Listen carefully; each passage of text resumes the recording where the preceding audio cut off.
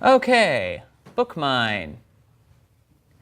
Now, if any of you looked at the agenda and went, BookMyne is now live, I need to test this out, you would have found that it wasn't. Because I didn't get it going until about 9:10 this morning. It's taken me 2 long weeks to go through and get this thing up and running. Ever since the initial, I can probably do this in 3 days. That didn't happen. So, BookMyne is the mobile solution to the catalog.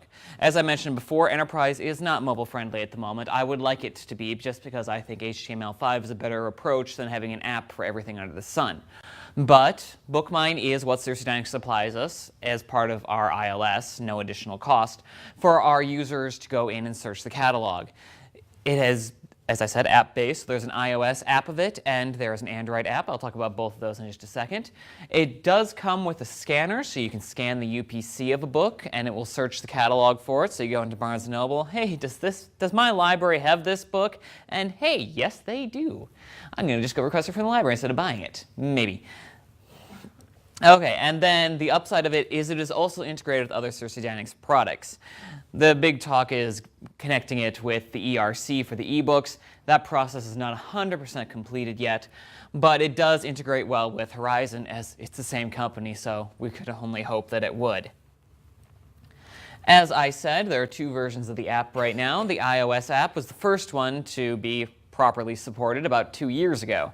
The reason we didn't activate it, really, while we set it up, we didn't officially announce it, was the fact that it didn't work with Android at this point. So, the iOS one is out there. If you're looking for it on your iPads today, you're going to have to look under the iPhone apps, as it is not officially an iPad app.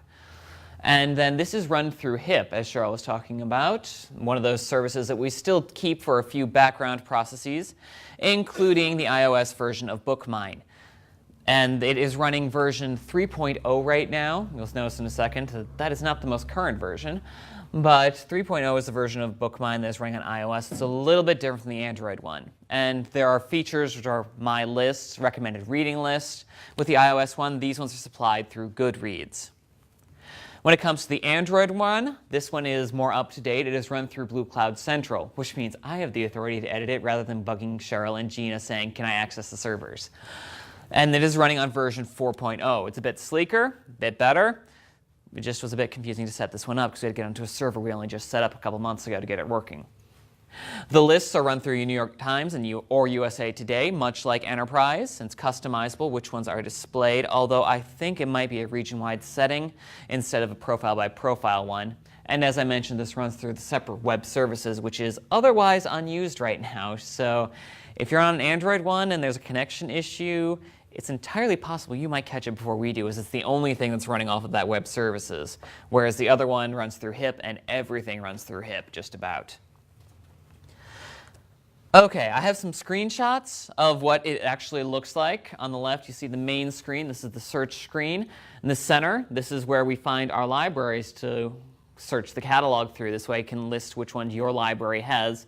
And you can also see the My Account. These are all images from the iOS version of it before I broke it yesterday and fixed it again this morning. So that's what these look like. And then I have some more screenshots here. This is what the My List looked like from the iOS one. This is the good read lists that are available there. The Man Booker Prize eligible 2014 one is the one that's selected. The search results, and then you can see there's also item listings, so you can see which libraries in the region have copies of this item. I have not yet had a chance to search through this as much as I would like. As I said, I was hoping to get it running 2 weeks ago, but I've been running circles around trying to get it up and running properly until I had a eureka moment this morning. So it is working now. I am not promising that everything is working as intended. I will be checking that for this coming week, and I will get documentation out there for you on how it works properly. Unfortunately, timeline's a bit delayed. I do not know if item-specific requesting is available, for instance. It's something I was looking for, but only a cursory glance. And we will see about that. Now, we'd still like to get Terry up here briefly. So are there any quick questions about BookMyne? Yes, Brad. Can you just back up one slide? You had the one on the libraries and stuff. I assume that's by location, but like if you log in, can you set to like... Absolutely. You see the star next to it is a favorite one, so that way I'm searching that one. You see where on the left screen it says Austin Public. That is the library that I'm currently searching. Okay. And then, but you can search, when you do a search, it's still going to search all of SELCO? Yes, it'll just put your items on the top, such as the catalog does. Thank you.